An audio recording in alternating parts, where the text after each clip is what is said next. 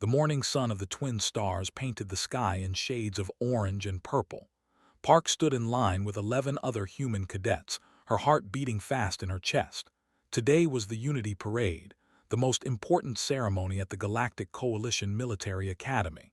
Cadets from 47 different species would march across the Grand Plaza, each carrying the flag of their. It was a symbol of peace, a symbol of unity, a symbol that said all species were equal under the coalition. Held Earth's flag tightly in her hands. The blue and green fabric showed their small planet floating in space, surrounded by stars. She had practiced for weeks. She knew exactly how to hold it, how to march, how to keep her back straight and her eyes forward. This was her chance to show everyone that humans belonged here. Humanity had only joined the coalition 3 years ago. Before that, they had been alone in their corner of the galaxy, fighting wars among themselves, polluting their own world, struggling to survive. When the coalition ships arrived, many alien species laughed at them. They called humans primitive. They called them violent. They called them children playing with dangerous toys. But humans were also stubborn. They learned fast. They worked hard. And slowly some of them earned places in the coalition's institutions. The military academy accepted 12 humans this year. 12 out of thousands who applied was one of them. She looked down the line at her fellow human cadets. There was Lee, her roommate, who was brilliant at mathematics and strategy. There was who could run faster than anyone in their class. There was who never gave up no matter how hard the training became. They were all nervous. They were all proud. They all knew that today the entire galaxy would be watching. The parade began with the sound of drums, deep, booming drums that echoed across the plaza. Species after species marched forward, the tall with their silver scales and 4 arms, the small with their golden fur and quick movements, the ancient who floated above the ground on clouds of energy. Each group carried their flag high, and each group received applause from the crowd. Then it was humanity's turn. Stepped forward. She could feel 2,000 eyes on her. Dignitaries sat in the reviewing stands. Instructors watched from the edges of the plaza. Fellow cadets lined the parade route. She kept her back straight. She kept her eyes forward. She held Earth's flag high. For a moment, everything was perfect. Then Senior Instructor Kell stepped into her path. He stood 9 feet tall, with 4 muscular arms and skin covered in silver scales that gleamed in the twin sun's light. His eyes were cold and yellow, like the eyes of a predator. He had been an instructor at the academy for 30 years. He had fought in 3 wars. He had killed more enemies than could count, and he had made no secret of his hatred for humans. From the first day of training had singled out the human cadets. He gave them the hardest tasks. He criticized their every mistake. He told them again and again that they did not belong here, that they were too weak, too primitive, too stupid to understand the ways of war. Now he stood in front of blocking her path. The parade stopped. The drums fell silent. Everyone watched. "Give me that," said. His voice was deep and cold. Did not move. She did not know what to do. No one had prepared her for this.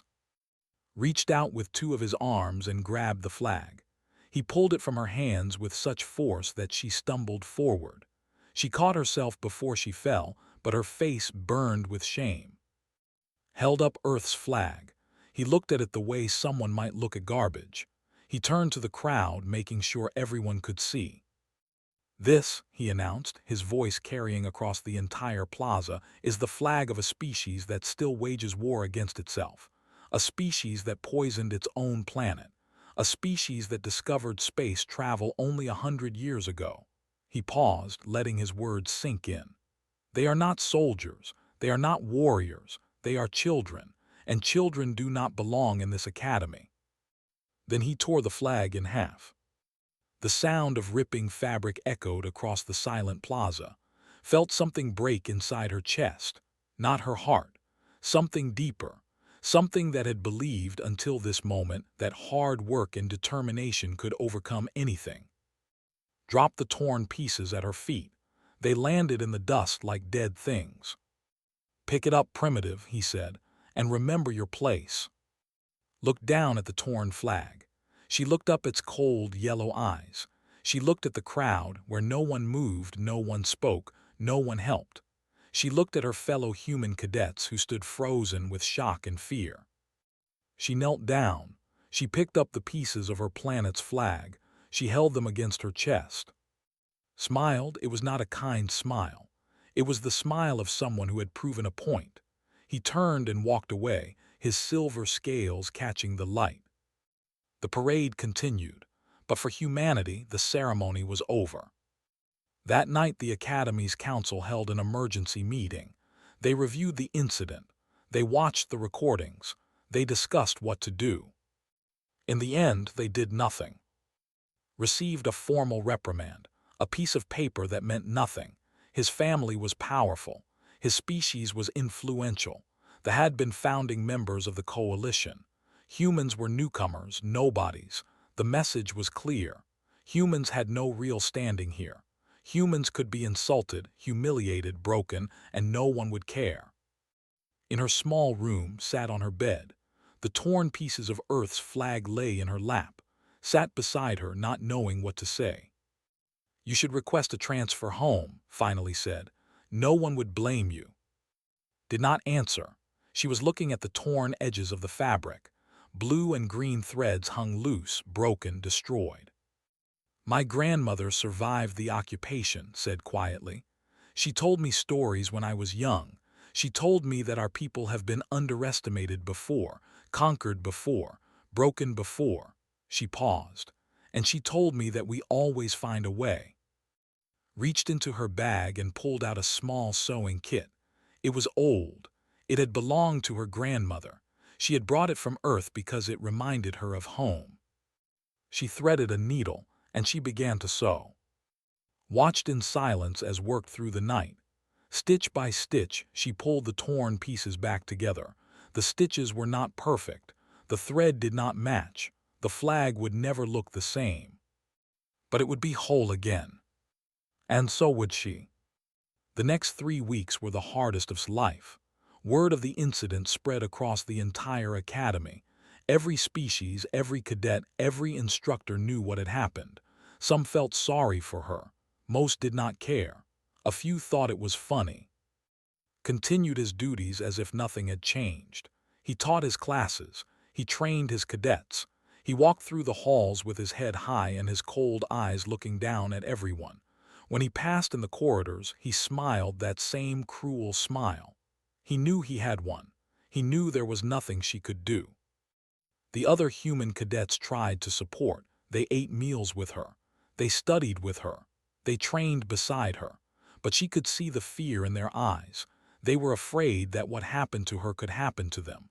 They were afraid that one wrong step, one moment of weakness would bring attention back to them. Did not blame them. They had worked too hard to get here. They had sacrificed too much. They could not risk everything for her. But she could not let this go. Every night stayed awake in her room. She read everything she could find about the Academy's rules. She studied the laws of the coalition. She learned about the traditions of every species in the military program. There had to be something, some way to fight back, some path to justice that the council could not ignore. On the 18th night she found it. They were an ancient species. They had been warriors for thousands of years before they joined the coalition. They had strict codes of honor. They had traditions that went back to the beginning of their civilization. One of these traditions was called the Trial of Ordeal. The Trial of Ordeal was a way to settle matters of honor. If someone was insulted or dishonored, they could challenge their enemy to a series of tests. The tests were difficult and dangerous. But if the challenger won, the enemy had to make things right. And by law, the challenged could not refuse. To refuse was the greatest shame. To refuse meant admitting cowardice. Read the rules again and again. She memorized every detail. The trial had 3 parts. First was the trial of strategy, a test of the mind. Second was the trial of endurance, a test of the body. Third was the trial of combat, a test of the spirit. No human had ever invoked this tradition. No human had ever challenged an instructor. Most species avoided the trial because the tests were designed for. They were stronger than most species. They were tougher than most species. They were better at almost everything. But the rules did not say only could use the trial. The rules said anyone who served under command could invoke it, and was commanding instructor. Found the next morning, sitting at her desk with dark circles under her eyes and a strange light in her gaze. "You look terrible," said. "Did you sleep at all?" Turned to face her roommate. "I found a way." She explained everything, the trial of ordeal, the 3 tests, the rules that bound to accept, listened with growing horror. "This is crazy," said. "He will destroy you. He is twice your size. He has 4 arms. He has been fighting wars since before your grandmother was born." "I know. You cannot win the trial of combat. It is impossible." "Maybe." "Then why would you do this?" Stood up and walked to her window. Outside, the twin suns were rising over the academy. Ships flew across the purple sky. Thousands of cadets were waking up, preparing for another day of training. Somewhere out there was doing the same. "Because if I do nothing," said.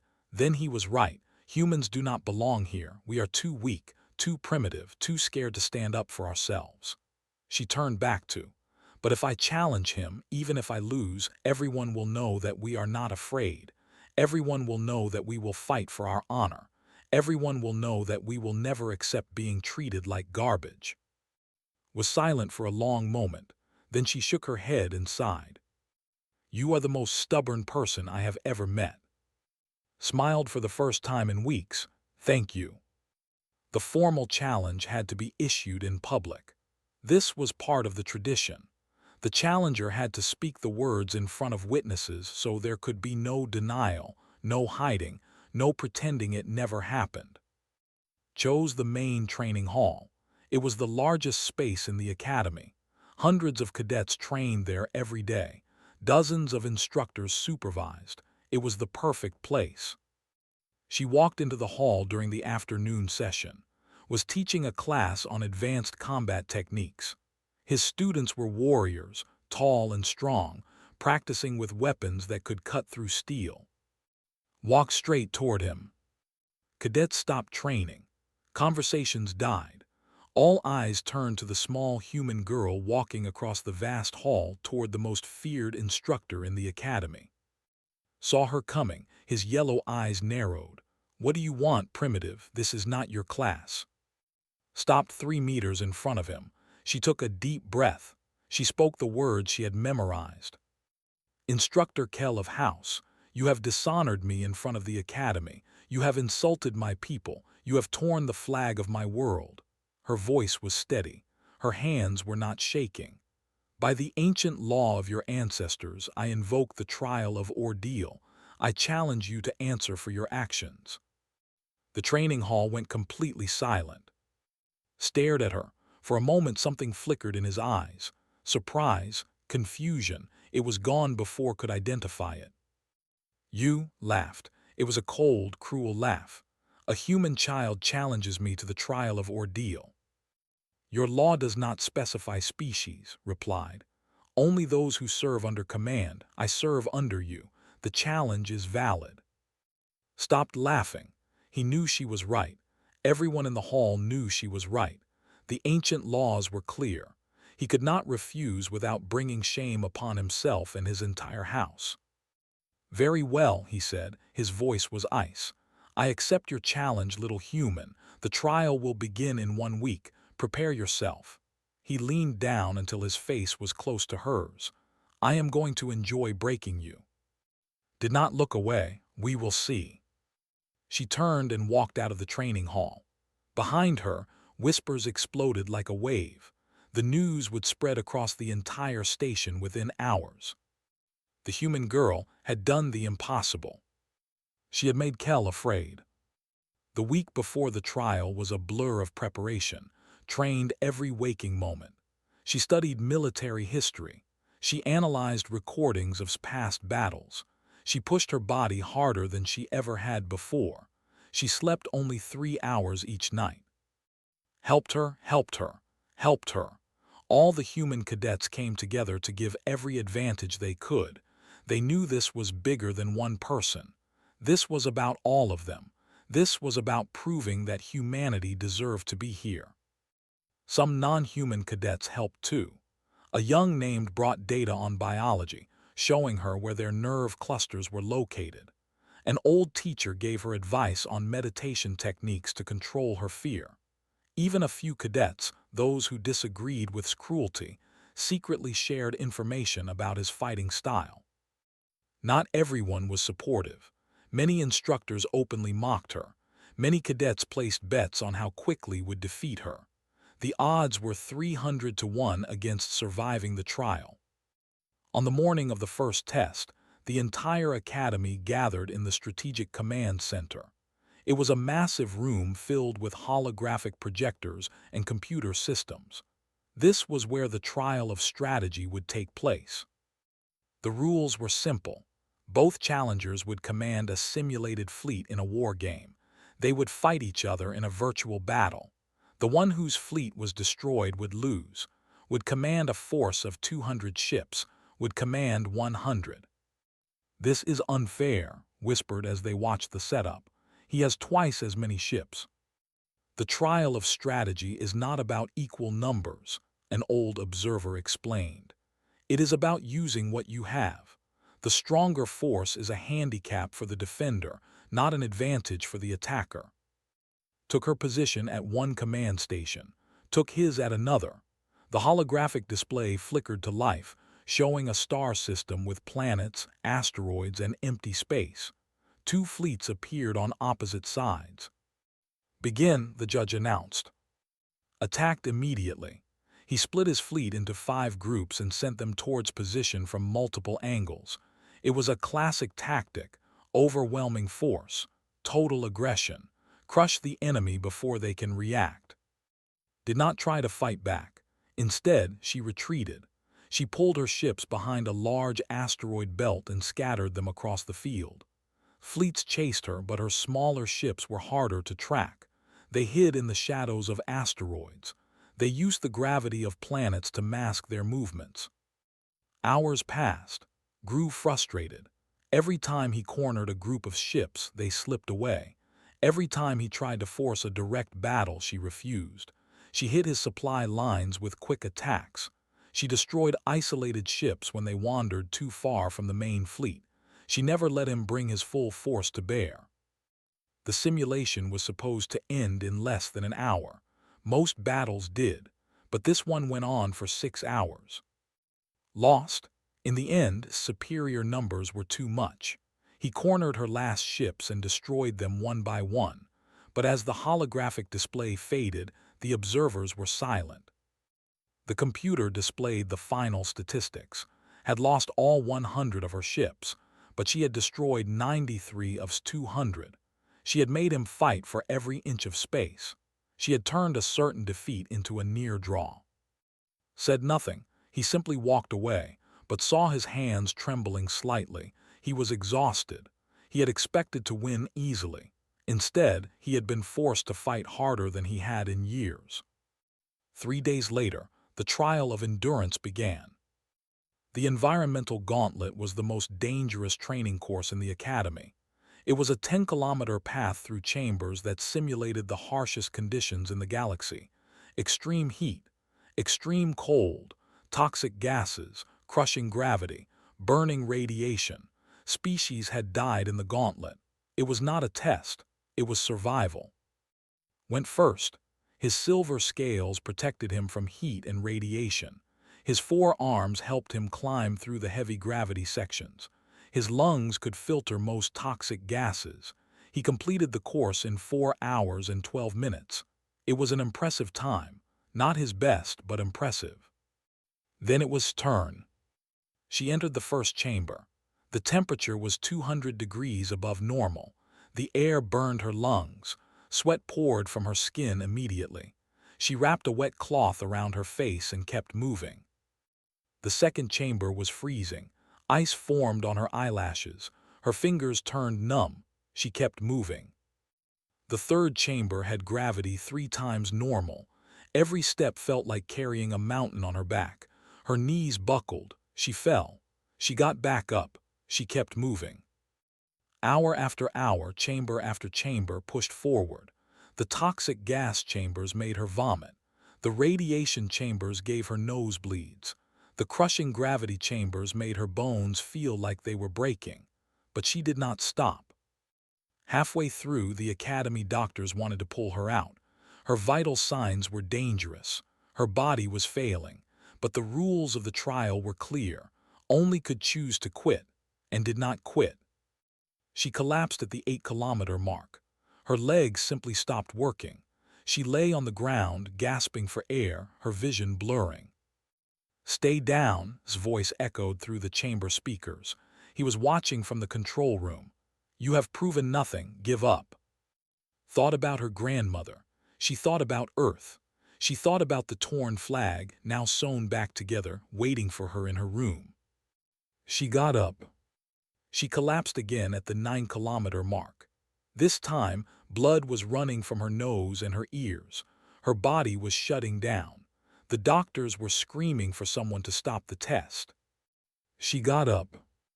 The last kilometer took her 2 hours. She crawled most of it. Her fingernails broke on the metal floor. Her uniform was soaked with blood and sweat. Every breath was agony, but she kept crawling. When she crossed the finish line, 11 hours and 47 minutes after she started, the watching cadets were silent. Then someone started clapping. Then another. Then another. Had won the trial. His time was faster. But as he watched being carried to the medical bay, he understood something for the first time. This human would not break. This human could not be beaten with pain. This human was something he had never faced before. And for the first time in his long life, Kel felt something he had not felt in decades. Fear. Spent 5 days in the medical bay. The doctors used the most advanced technology in the galaxy to heal her body. They repaired the damage to her lungs. They fixed her broken bones. They restored the blood she had lost. By the time she was released, she was almost back to full strength. Almost. The doctors warned her that she was not fully healed. Her body needed more time. Fighting so soon was dangerous. She could suffer permanent damage. She could die. Thanked them for their concern. Then she went to prepare for the final trial. The Grand Arena was the oldest building in the academy. It had been built by the 3,000 years ago, back when their ancestors settled trial by single combat. The floor was made of ancient stone. The walls were carved with the names of every warrior who had ever fought there. It was a sacred place, a place of honor, a place of blood. On the day of the trial of combat, half the academy came to watch. Cadets filled the stone seats around the arena floor. Instructors stood in reserved sections. Dignitaries from a dozen species occupied the highest balconies. News drones floated above, broadcasting the event across the entire coalition. Found in the preparation room, was sitting alone, her eyes closed, her breathing slow and steady. "You do not have to do this," said. "You have already proven yourself. Everyone saw what you did in the gauntlet. Everyone knows you are not a coward." Opened her eyes. "This is not about proving I am not a coward. This is about winning. You cannot beat him in combat. He is too strong, too fast, too experienced." Smiled, "Maybe, but I have been watching him. I have been studying him. For 3 weeks I have analyzed every recording of his fights, every battle, every training session." She stood up and looked at her friend. "He is stronger than me. He is faster than me. He is better than me, but he has one weakness." "What?" "He has never lost." Picked up her weapon. It was a simple steel rod, the kind used by beginners in basic training. He does not know what it feels like to be pushed to his limit. He does not know how to fight when his body is exhausted and his mind is failing. He does not know how to win when winning seems impossible. And you do. I have been losing my entire life. I know exactly how to fight when everything is against me." The arena fell silent as the two fighters entered.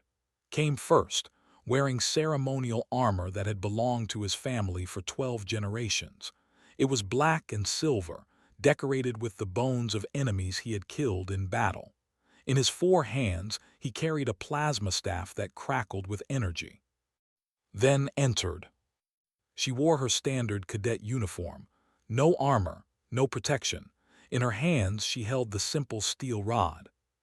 The crowd murmured. Some laughed.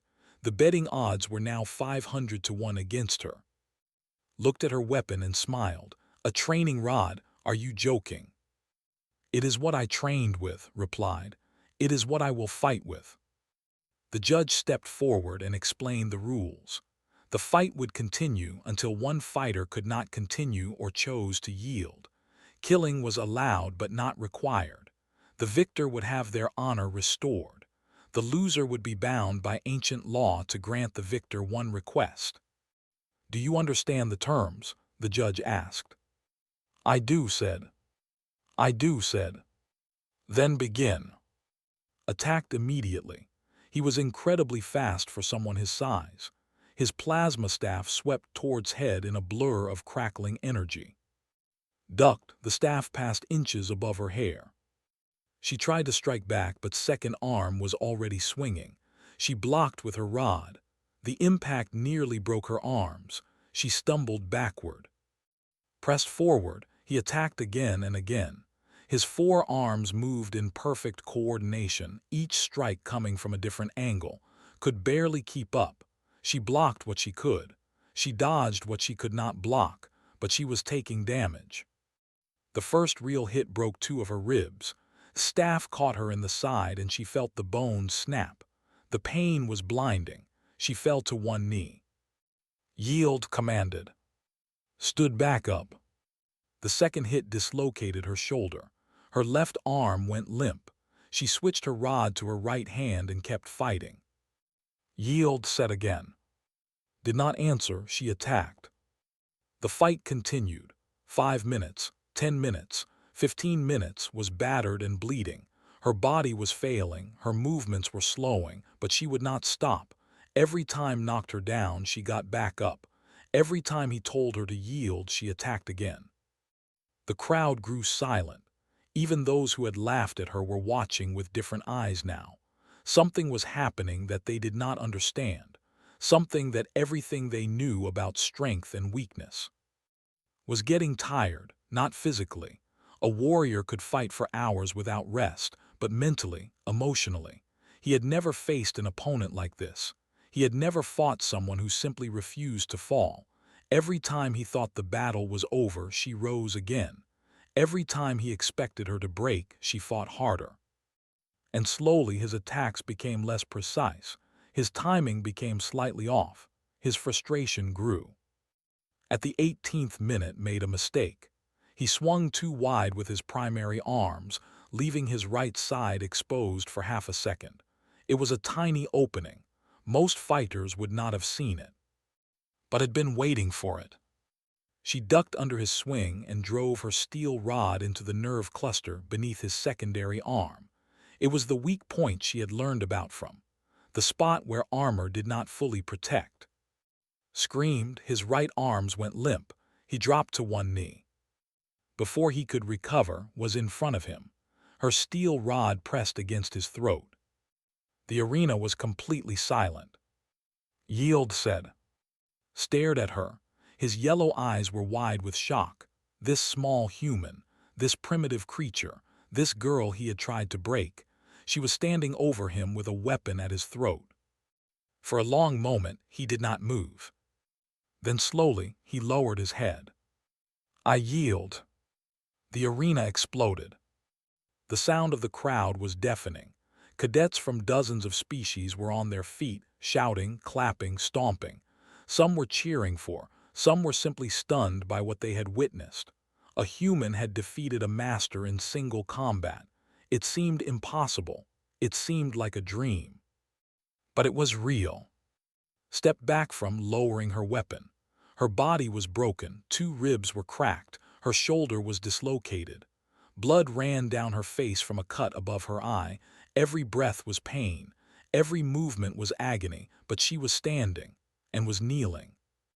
The judge stepped forward, raising his hands for silence. Slowly, the crowd grew quiet. "The trial of ordeal is complete," the judge announced. "By the ancient laws of the people, Cadet Park of Earth is the victor. Her honor is restored. And by these same laws, Instructor Kell must grant her one request, any request within his power to fulfill." All eyes turned to. She had thought about this moment for weeks. She had imagined 100 different things she could ask for. She could demand his resignation. She could ask for his public humiliation. She could request that he be sent away from the academy forever. All of these were within her rights. But wanted something different. She reached into her uniform with her good arm. She pulled out a folded piece of fabric. It was Earth's flag, the same flag had torn in front of everyone at the Unity Parade. The blue and green cloth was stitched together with rough, uneven lines. The thread did not match. The repairs were visible, but it was whole. Held the flag out too. "You will carry this," she said. Her voice was quiet but clear. "In the next Unity Parade, you will carry it at the front of the procession. You will hold it high for everyone to see." She paused. "And you will announce to the Academy what humanity has proven today." The arena fell silent again. Even the judge looked surprised. Stared at the flag. The same flag he had torn with such contempt. The same flag he had thrown in the dirt. Now it was being handed to him not as a gift, but as a duty. He was not being punished with pain or exile. He was being made to honor the very thing he had tried to destroy. It was not revenge. It was something far more powerful. It was justice. Slowly reached out with his 2 working arms. He took the flag from his hands. He looked at the rough stitches. He looked at the blue and green fabric. He looked at the small planet floating among the stars. Then he looked at. For a long moment, neither of them spoke. The entire arena watched in silence. "I accept," said finally. Nodded, then her legs gave out and she collapsed. Was at her side in seconds and were right behind her. They caught before she hit the ground. Medical teams rushed forward. The crowd began to cheer again, but this time with a different sound. It was not just excitement, it was respect. The doctors took back to the medical bay. Her injuries were severe but not permanent. With proper treatment, she would make a full recovery. But she would carry scars from this day for the rest of her life. Scars she would wear with pride. 1 month later, the Spring Unity Parade was held. The entire academy gathered in the Grand Plaza. Cadets from 47 species prepared to march. Flags from worlds across the galaxy fluttered in the breeze. The twin suns shone bright in the purple sky. At the front of the procession, where the highest-ranking officers usually stood, a single figure waited. Kell. He wore his full ceremonial armor. His silver scales gleamed in the sunlight. His 4 arms were held high, and in those arms he carried Earth's flag, the torn flag, the stitched flag, the flag that had been destroyed and made whole again. The drums began to beat. The parade began to move. Walked forward, and behind him came 12 human cadets. They marched in perfect formation, their heads high, their backs straight. They wore their uniforms with pride. They carried themselves like they belonged here. Because they did. At the very front of the human cadets walked Park. She was still healing. She walked with a slight limp, but she walked on her own, without help, without support. Her eyes were fixed forward. Her face showed no emotion. But inside she was smiling. As the procession passed the reviewing stand, stopped. The drums fell silent. Every eye in the plaza turned toward him. He spoke in a voice loud enough for everyone to hear. "On this day I stand before you as a servant of honor. I carry the flag of humanity not as punishment but as recognition. I have faced their champion in the trial of ordeal. I have tested her in strategy, in endurance, and in combat. He paused. And I have found humanity worthy. They are not primitives, they are not children, they are warriors, and they deserve their place among us. The plaza was silent for a moment. Then the cheering began. It started with the human cadets. Then it spread to their friends among other species. Then it grew and grew until the entire academy was applauding. Stood in the center of it all, holding Earth's flag high. That night after the celebration ended, sat alone on the roof of the academy's main building. She looked up at the stars. Somewhere out there, beyond the purple sky, was a small blue and green planet, her home. Found her there an hour later. Everyone is looking for you, said. You are the hero of the day. Shook her head. I am not a hero, I just did what I had to do. Sat down beside her. How do you feel? Thought about the question. She thought about everything that had happened. The humiliation, the training, the trials, the pain, the victory. I feel tired, she said finally. But I also feel proud. Not just for me, for all of us. We showed them who we are. We showed them what humans can do. They sat in silence for a while, watching the stars. Later that night, the Academy's records would be updated. A new entry would be added to the history of the trial of ordeal. It would note that a human cadet had challenged a master and won. It would note that this was the first time a human had ever used the ancient tradition. It would note that Earth's flag, once torn in shame, was now restored in honor. And in Kell's personal log, there would be only one entry from that day. I was wrong about them. They are not primitives. They are something far more dangerous. They are survivors. They break again and again, and still they rise. I have fought many species in my long life. I have killed many enemies, but I have never faced anything like this. They do not know how to give up. They do not understand defeat, and because of this they will go further than any of us. He paused before adding one final line. Survivors inherit everything. The stars burned on in the endless night, and somewhere among them, humanity was just getting started.